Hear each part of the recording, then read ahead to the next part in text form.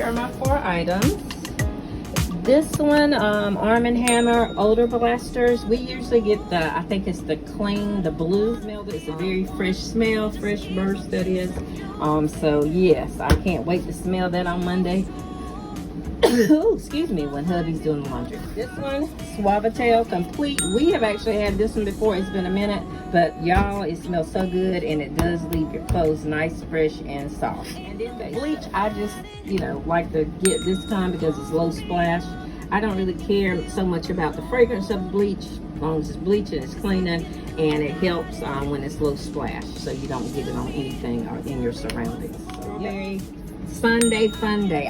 Y'all, it's such a spring/summer smell, and I love the smell of strawberry anyway, so yeah, I'm just excited about using these 4 items, and that's really it. Hope you enjoyed this miniature haul from 3 Shades of Kate. I will see y'all on the next one. But you know, I'm on a mission.